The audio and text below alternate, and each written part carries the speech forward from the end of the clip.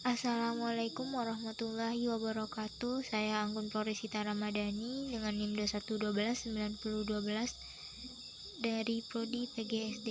Di sini saya akan menjelaskan mengenai organ dalam hewan. Yang pertama yaitu bisa dilihat dari segi pengertian organ dan sistem organ. Pengertian organ. Organ merupakan gabungan berbagai jaringan yang menampilkan satu atau lebih fungsi. Berdasarkan letaknya, organ tubuh dibedakan atas dua, yaitu organ dalam dan organ luar. Nah, organ luar yaitu terlihat dari luar disebut juga dengan organ luar. Contohnya yaitu lidah, hidung, mata, dan telinga. Yang kedua yaitu organ dalam. Organ dalam yaitu organ yang terletak di dalam tubuh. Contohnya lambung, jantung, paru-paru, dan ginjal. Selanjutnya yaitu sistem organ. Sistem organ merupakan gabungan dari berbagai organ yang melaksanakan satu fungsi dalam koordinasi tertentu. Setiap organ saling bekerja sama satu lain dan lainnya.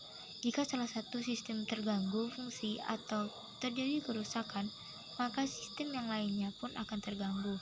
Bahkan apabila kerusakan tersebut terjadi pada salah satu sistem organ, akan menimbulkan gangguan pada seluruh. Hal ini karena setiap sistem organ memiliki peran penting, yaitu menyelenggarakan berbagai proses untuk kelangsungan hidup. Nah, sistem yang pertama yaitu dapat kita lihat pada sistem pernapasan. Sistem pernapasan atau sistem respirasi adalah sistem organ yang tersusun dari beberapa organ respirasi seperti hidung, faring, laring, trakea, bronkus, bronkulus, dan paru-paru. Sistem pernapasan dirancang untuk dapat memasukkan oksigen ke dalam tubuh secepat mungkin sehingga kebutuhan tubuh akan oksigen dapat terpenuhi. Sebagai sistem yang bertanggung jawab dalam proses pernapasan, sistem respirasi memiliki beberapa fungsi, yaitu yang pertama, menyediakan oksigen bagi tubuh. Yang kedua, mengeluarkan karbon dioksida dari dalam tubuh. Yang ketiga, memecah zat makanan untuk menghasilkan energi. Yang keempat, mencegah masuknya makanan ke dalam saluran udara. Yang kelima, menyediakan permukaan untuk pertukaran gas. Sistem pernapasan pada hewan tingkat rendah. Pada hewan tingkat rendah, sistem pernapasan terjadi melalui bagian-bagian tubuh khusus dari hewan tersebut. Karena pada hewan tingkat rendah tidak memiliki alat vital khusus untuk bernapas. Contohnya seperti hewan berpori atau porifera. Sistem pernapasannya yaitu air membawa oksigen masuk ke dalam tubuh dengan melalui pori-pori tubuh, kemudian masuk ke zoonosit dan dengan cara difusi.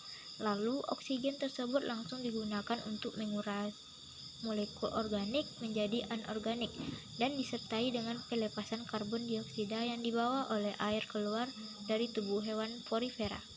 Contoh lainnya yaitu cacing. Sistem pernapasannya yaitu oksigen masuk ke dalam tubuh cacing dengan cara berdifusi melalui kulit untuk masuk ke dalam kapiler darah. Karbon dioksida juga keluar melalui kulit. Kemudian yaitu sistem pernapasan pada hewan tingkat tinggi. Yang pertama yaitu Pisces atau ikan.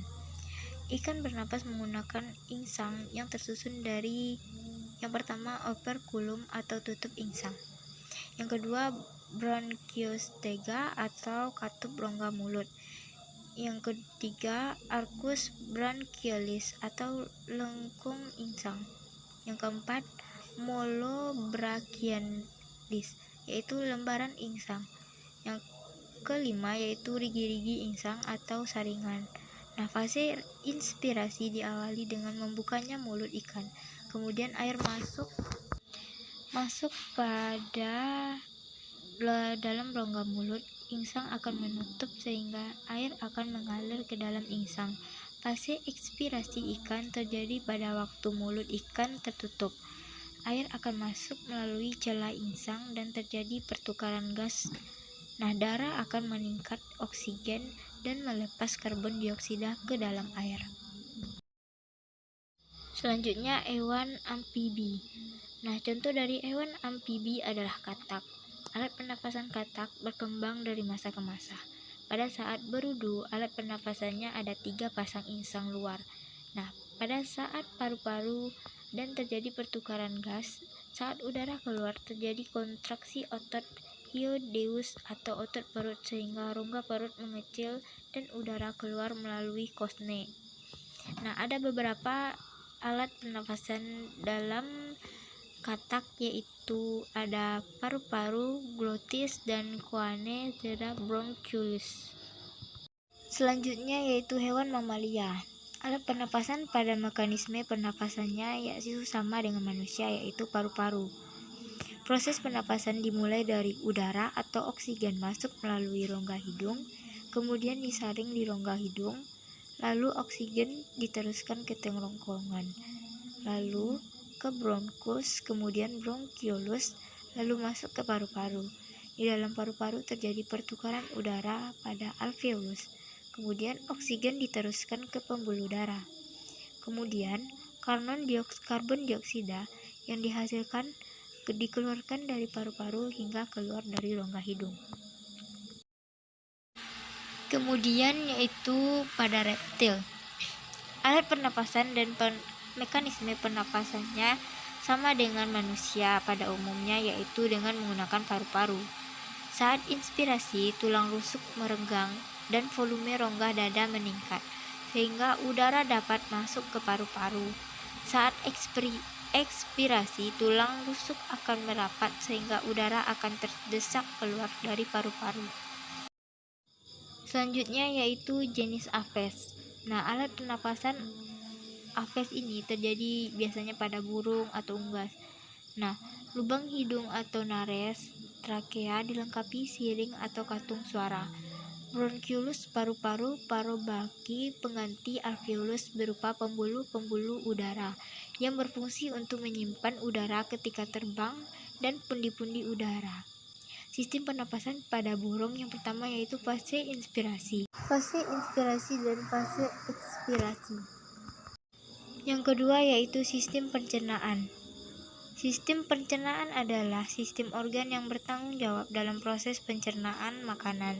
Sistem ini melibatkan beberapa organ pencernaan seperti mulut, esofagus, lambung, usus 12 jari, usus halus dan usus besar, hati, empedu, pankreas, dan rektum. Secara umum, fungsi utama sistem pencernaan adalah untuk mencerna makanan yang dikonsumsi oleh hewan agar dapat diserap dan digunakan oleh sel tubuh. Sistem pencernaan memegang peran penting dalam proses pengolahan makanan, mulai dari mulut, pencernaan makanan, hingga penyerapan sari-sari makanan yang berguna bagi tubuh. Yang pertama yaitu sistem pencernaan pada hewan invertebrata. Sistem pencernaan pada hewan invertebrata umumnya dilakukan secara intrasel, seperti pada protozoa, porifera, dan coelenterata. Pencernaan dilakukan dalam alat khusus berupa vakuola makanan, sel choanosid, dan rongga gastrovakular. Selanjutnya pada cacing parasit seperti pada cacing pita, alat pencernaannya belum sempurna dan tidak memiliki mulut dan anus. Pencernaan dilakukan dengan cara menyerap langsung melalui kulit. Sebagaimana pada cacing tanah, serangga memiliki sistem pencernaan makanan yang sudah sempurna, mulai dari mulut, kerongkongan, lambung, usus 12 jari. Pencernaan pada serangga serta dilakukan secara ekstrasel. Kemudian selanjutnya sistem pencernaan pada hewan vertebrata, yaitu pada Pisces atau ikan. Di dalam rongga mulut ikan terdapat lidah pendek yang berada di dasar mulut. Lidah ini tidak dapat digerakkan dan tidak mempunyai fungsi yang berarti. Gigi ikan tumbuh pada bagian atas rahang dan rahang bawah. Bahkan ada yang tumbuh pada langit-langit mulut. Gigi ikan bertulang keras berbentuk kerucut. Ikan yang tidak mempunyai kelenjar ludah tetapi memiliki kelenjar lendir dari mulutnya. Lambung ikan merupakan pelebaran dari saluran pencernaan. Antara lambung dan usus terdapat 3 buah usus buntu atau sekum. Makanan dari lambung akan masuk ke dalam usus. Di usus terjadi penyerapan makanan. Sisa-sisa makanan ini dikeluarkan melalui anus. Selanjutnya pada amfibi dan reptil. Saluran pencernaan pada amfibi dan reptil terdiri atas mulut, kerongkongan, lambung, usus, dan kloaka. Setelah makanan masuk ke mulut, makanan ditelan melalui kerongkongan menuju lambung. Di dalam lambung, makanan dicerna kemudian masuk ke usus. Dinding usus mengandung kapiler darah dan di sini terjadi sari-sari makanan diserap. Selanjutnya sisa makanan didorong keluar melalui kloaka. Nah, kloaka merupakan tempat bermuaranya saluran pencernaan, ekskresi, dan reproduksi. Selanjutnya yaitu apes. Susunan pencernaan pada burung terdiri atas mulut, esofagus, tembolok, lambung kelenjar, lambung pengunyah, usus halus, usus besar, rektum, dan kloaka. Kemudian pada mamalia. Mamalia terdapat keistimewaan pada struktur pencernaannya, yaitu pada ruminansia, lambung terbagi menjadi 4 ruang, yaitu rumen, retikulum, omasum, dan abomasum. Yang ketiga yaitu sistem peredaran darah. Sistem peredaran darah atau sistem transportasi darah adalah sistem organ yang bertanggung jawab dalam proses peredaran darah di dalam tubuh. Sistem peredaran darah disusun oleh beberapa organ seperti jantung, arteri, kapiler, vena, kelenjar limpa, dan pembuluh limpa. Sistem ini berfungsi mengangkut dan mendistribusikan oksigen, air, dan sari makanan berupa molekul-molekul organik seperti glukosa. Selain itu, berfungsi juga mengangkut hasil sisa metabolisme untuk dikeluarkan dari tubuh. Beberapa fungsi sistem peredaran darah yaitu yang pertama mengangkut oksigen dari seluruh tubuh, yang kedua mengangkut sari-sari makanan ke seluruh tubuh, yang ketiga mengangkut hormon dari kelenjar ke organ sasaran, yang keempat mengangkat zat sisa metabolisme yang tidak berguna, yang kelima melindungi tubuh dari berbagai penyakit. Sistem sirkulasi atau peredaran darah pada hewan invertebrata dan vertebrata berbeda mekanismenya. Sistem sirkulasi terbagi menjadi dua. Yang pertama yaitu gastrovakular atau sirkulasi terjadi melalui suatu ruang dalam tubuh. Yang kedua yaitu kardiovaskular, yaitu sirkulasi dilakukan oleh jantung dan pembuluh darah. Sistem kardiovaskular terbagi menjadi dua, yaitu sistem peredaran darah terbuka. Darah dapat keluar dari pembuluh darah di dalam tubuh, biasanya tidak terdapat vena. Yang kedua yaitu sistem peredaran darah tertutup. Darah selalu berada dalam pembuluh darah di dalam tubuh dan terdapat vena. Selanjutnya sistem sirkulasi atau peredaran darah hewan invertebrata. Bagi protozoa dan sejumlah mertozoa tingkat rendah seperti Folivera dan Planaria, peredaran darah zat-zat di seluruh tubuhnya melalui proses difusi, osmosis, dan transport aktif. Sistem sirkulasi hanya berlangsung di dalam sel atau antar sel saja, tidak ada sistem sirkulasi yang khusus. Serangga memiliki sistem peredaran darah terbuka. Darah diedarkan dari aorta ke seluruh tubuh tanpa melalui pembuluh darah. Darah dari seluruh tubuh masuk ke jantung melalui sistem ostum dan tidak memiliki pembuluh balik. Cacing tanah mempunyai sistem transportasi darah tertutup. Dinding pembuluh darah sangat tipis dan zat-zat dapat berdifusi dan mudah antar darah dengan cairan ekstraseluler.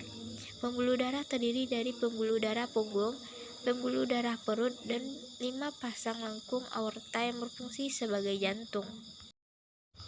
Kemudian sistem sirkulasi pada hewan vertebrata. Yang pertama Pisces atau ikan. Alat peredaran darah ikan terdiri atas jantung dan sinus venosus. Sinus venosus adalah struktur penghubung berupa rongga yang menerima darah dari vena dan terbuka di ruang depan jantung. Jantung ikan terdiri atas 2 ruangan, atrium dan ventrikel, dan terletak di belakang insang. Di antara atrium dan ventrikel jantung terdapat klep untuk menjaga agar aliran darah tetap lancar. Yang pertama, peredaran darah ikan disebut peredaran darah tunggal karena darah dari insang. Jadi, darah hanya beredar sekali melalui jantung dengan rute dari jantung ke insang lalu ke seluruh tubuh, kemudian kembali ke jantung. Selanjutnya pada amfibi. Kata dan amfibia lainnya memiliki sistem peredaran darah tertutup, yakni darah beredar melalui pembuluh darah. Selain itu, darah melewati jantung sebanyak 2 kali dalam satu peredaran darah, yang artinya kata mempunyai sistem peredaran darah ganda. Sistem peredaran darah kata, darah campuran atau bersih dan kotor, dipompa dari bilik jantung ke paru-paru dan kulit. Di tempat ini darah mengikat oksigen, selanjutnya darah ke serambi kiri dan ke bilik lagi. Darah campuran dipompa dari bilik jantung ke seluruh tubuh melalui arteri. Di dalam organ-organ tersebut, darah melepaskan oksigen dan mengikat karbon dioksida. Darah yang mengandung CO2 mengalir melalui pembuluh vena, menuju serambi kanan kemudian ke bilik, dan tercampur lagi dengan darah bersih, kemudian seterusnya berulang-ulang. Kemudian pada hewan mamalia, sistem peredaran darah pada mamalia tidak berbeda jauh dengan sistem peredaran darah pada burung. Jantung mamalia sudah terbagi menjadi 4 ruangan dengan sekat yang sempurna. Sistem peredaran darah adalah sistem peredaran darah tertutup. Dibedakan menjadi 2, yaitu peredaran darah kecil dan peredaran darah besar. Yang pertama yaitu peredaran darah kecil, disebut juga dengan peredaran darah pulmonalis, yaitu dari jantung ke paru-paru kembali ke jantung lagi. Terjadi pertukaran gas oksigen dengan karbon dioksida secara difusi. Yang kedua, peredaran darah besar, yaitu dari jantung ke seluruh tubuh lalu kembali ke jantung lagi. Terjadi pertukaran gas oksigen dengan karbon dioksida secara difusi ketika darah berada di kapiler. Yang keempat yaitu sistem otot. Sistem otot adalah sistem organ yang bertanggung dalam penentuan postur tubuh dan sistem gerak pada hewan.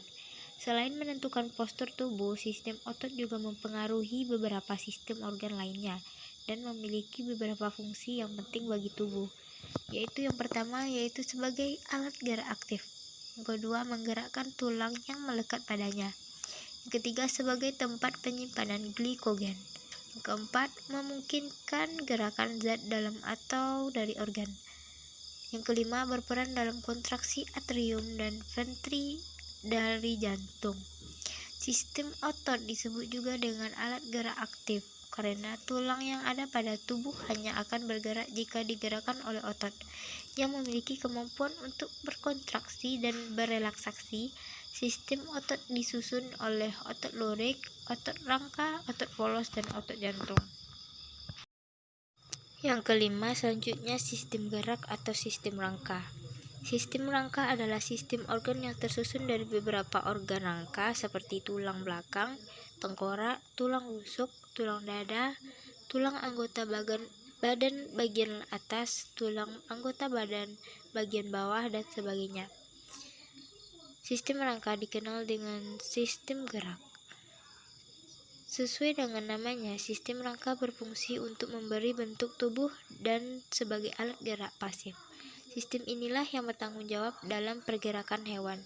Selain itu, sistem rangka juga memiliki beberapa fungsi vital bagi tubuh, yaitu yang pertama, untuk melindungi bagian tubuh yang lunak. Yang kedua, sebagai tempat melekatnya otot.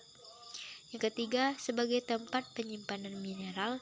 Yang keempat, sebagai tempat pembentukan sel-sel darah.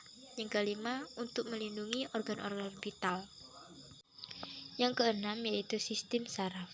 Sistem saraf adalah sistem organ yang tersusun dari beberapa organ seperti otak, sumsum tulang belakang, serabut saraf, dan simpul-simpul saraf. Sistem saraf dibagi menjadi sistem saraf pusat dan sistem saraf tepi. Sistem saraf merupakan sistem organ yang bertanggung jawab dalam pengaturan atau koordinasi aktivitas tubuh. Karena fungsinya sebagai pengatur, sistem saraf ini dengan sistem endokrin membentuk sistem koordinasi atau sistem regulasi. Adapun beberapa fungsi sistem saraf, yang pertama yaitu untuk menerima dan merespon rangsangan. Yang kedua, untuk mengantarkan rangsangan ke semua bagian tubuh. Yang ketiga, sebagai pusat refleks mata dan pendengaran. Keempat, sebagai pusat keseimbangan dan koordinasi otot. Yang kelima, sebagai pengatur gerak refleks. Selanjutnya yaitu sistem reproduksi. Sistem reproduksi adalah sistem organ yang bertanggung jawab dalam proses perkembangbiakan hewan. Sesuai dengan namanya, sistem reproduksi melibatkan beberapa organ reproduksi pria dan organ reproduksi wanita, seperti testis, ovarium, kelenjar kelamin, dan sebagainya. Organ-organ reproduksi yang terlibat dalam sistem reproduksi ini berfungsi sebagai menghasilkan sel-sel kelamin yang akan digunakan dalam proses perkembangbiakan. Sistem reproduksi ini merupakan sistem organ yang sangat penting karena menyangkut kelangsungan generasi. Selanjutnya yaitu sistem endokrin. Sistem endokrin disebut juga dengan sistem kelenjar buntu, yaitu kelenjar yang tidak mempunyai saluran khusus untuk mengeluarkan sekretnya. Sekret dari kelenjar endokrin disebut juga dengan hormon. Hormon berasal dari kata harmoin yang artinya membangkitkan. Hormon berperan dalam mengatur berbagai aktivitas dalam tubuh hewan, antara lain aktivitas pertumbuhan, reproduksi, osmoregulasi, pencernaan, dan integrasi serta koordinasi tubuh. Ciri-ciri hormon yaitu yang pertama, hormon diproduksi dan disekresikan ke dalam darah oleh sel kelenjar endokrin dalam jumlah yang sangat kecil. Yang kedua, hormon diangkut oleh darah menuju sel. Ketiga, hormon mengadakan interaksi dengan reseptor khususnya terdapat di sel target. Keempat, hormon mempunyai pengaruh mengaktifkan enzim khusus. Kelima, hormon mempunyai pengaruh tidak hanya terhadap satu sel target, tetapi juga dapat mempengaruhi berbagai sel target yang berlainan. Selanjutnya yang kesembilan yaitu sistem ekresi. Sistem ekresi atau sistem pengeluaran adalah sistem organ yang bertanggung jawab dalam proses pengeluaran bahan sisa metabolisme yang sudah tidak dibutuhkan lagi oleh tubuh. Sistem ekskresi melibatkan beberapa organ ekskresi seperti ginjal, hati, paru-paru, dan kulit. Berikut beberapa fungsi sistem ekskresi berdasarkan organ-organ yang terlibat.